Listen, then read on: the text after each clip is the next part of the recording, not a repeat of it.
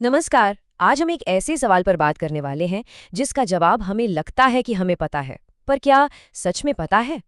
चलिए सीधे मुद्दे पर आते हैं। हम धातुओं और अधातुओं की दुनिया में एक गहरी छानबीन करने वाले हैं और यकीन मानिए जो सामने आने वाला है वो काफी हैरान करने वाला हो सकता है। तो किसी धातु और अधातु में आखिर फर्क कैसे किया जाए? चलिए शुरुआत करते हैं उन बिल्कुल बेसिक नियमों से जो हम सब ने स्कूल में सीखे हैं। मतलब वो चीजें जिन्हें हम अपनी आंखों से देख सकते हैं, अपने हाथों से छू सकते हैं। सबसे पहले है चमक।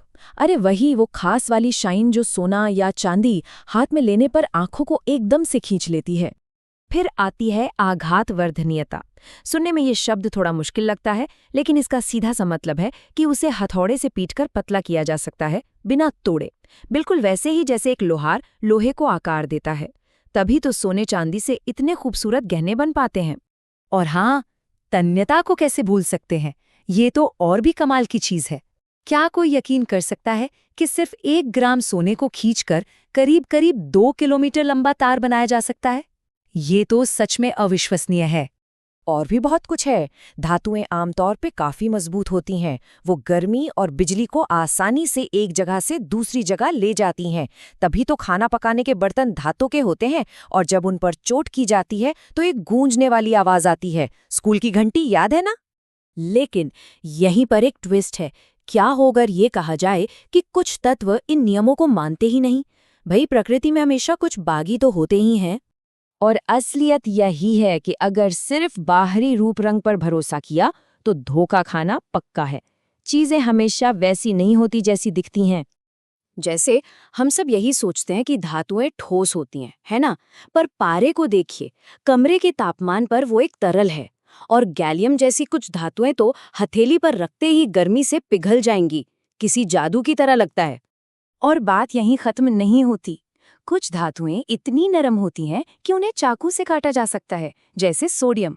और दूसरी तरफ आयोडीन जैसे अधातु हैं जिनमें धातुओं जैसी चमक होती है। मतलब हमारी सारी उम्मीदों पर पानी फिर गया। तो ये तो साफ है कि सिर्फ देखकर काम नहीं बनने वाला। सच्चाई का पता लगाने के लिए हमें और गहराई में जाना होगा। असली जवाब इस बात में नहीं है कि कोई तत्व कैसा दिखता है, बल्कि इस बात में है कि वो कैसा बर्ताव करता है। सारी कहानी उनकी रासायनिक अभिक्रियाओं में छिपी है। तो सबसे अहम बात यही है, रासायनिक अभिक्रियाएं किसी फिंगरप्रिंट की तरह होती हैं। वो हर तत्व की असली पहचान बताती हैं, जिसमें कोई शक या गुंजाइश नहीं होती। चलिए इसे एक्शन में देखते हैं।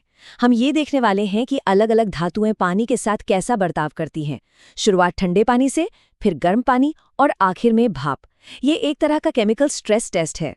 और देखिए नतीजे कितने अलग हैं। कुछ धातुएं तो पानी में जाते ही धमाका कर देती हैं, आग पकड़ लेती हैं, जबकि सोना या चांदी जैसी धातुएं उन्हें कोई फर्क ही नहीं पड़ता। इससे हमें एक बहुत साफ रैंकिंग मिल जाती है। तो इन केमिकल टेस्ट के आधार पर अब हम आखिरकार धातुओं के लिए एक लीडर बोर्ड बना सकते हैं। अब हम पक्के तौर पर देख सकते हैं कि कौन सबसे ज्यादा रिएक्टिव है और कौन सबसे कम। और ये रहा वो लीडर बोर्ड, अभिक्रियाशीलता श्रेणी। ये धातुओं की पक्की लिस्ट है जो उनकी रासायनिक ताकत के हिसाब से ऊपर से नीचे तक जमी हुई है। यही वो जवाब है जिसकी हमें तलाश थी। लेकिन एक सवाल अभी भी बाकी है। आखिर ये तत्व ऐसा बर्ताव करते ही क्यों हैं? इस लीडर बोर्ड के पीछे का कारण क्या है? जवाब इनके परमाणुओं के अंदर बहुत गहराई में छिपा है। देखिए, सब कुछ स्थिरता पाने के लिए होता है। हर तत्व पूर्ण होना चाहता है, स्टेबल होना चाहता है। और इसका मतलब है कि उसके सबसे बाहरी इलेक्ट्रॉन के घेरे में सही संख्या में इलेक्ट्रॉन हो, ठीक एक नोबल गैस की तरह, जो कि बहुत ही स्थिर होती हैं। अब सोचिए, एक तरफ सोडियम जैसी धातु है जिसके पास एक फालतू इलेक्ट्रॉन है जिसे वो किसी को भी देना चाहता है। और दूसरी तरफ है क्लोरीन जैसा अधातु जिसे अपना घेरा पूरा करने के लिए बस एक और इलेक्ट्रॉन की सख्त जरूरत है। एक देने को तैयार, एक लेने को बेताब। और जैसे ही ये दोनों मिलते हैं, वो इलेक्ट्रॉन सोडियम से निकलकर क्लोरीन में छलांग लगा देता है। बस पलक झपकते ही। यही वो लेन देन है जो एक रासायनिक अभिक्रिया की बुनियाद है। इस लेन-देन से दोनों पर अलग-अलग चार्ज आ जाता है और वो एक दूसरे को एक मजबूत चुंबक की तरह खींचने लगते हैं। इससे एक बहुत मजबूत बंधन बनता है और इस केस में ये बनाता है साधारण टेबल सॉल्ट यानी सोडियम क्लोराइड।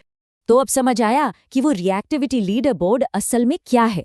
वो बस इस बात का एक नाप है कि कोई तत्व स्थिर होने के लिए कितनी बेसब्री से इलेक्ट्रॉन देना या लेना चाहता है। तो अंत में हम देखते हैं कि किसी तत्व की असली पहचान उसके दिखने के तरीके से नहीं, बल्कि उसके काम से तय होती है। वो दूसरों के साथ कैसे प्रतिक्रिया करता है, कैसे जुड़ता है।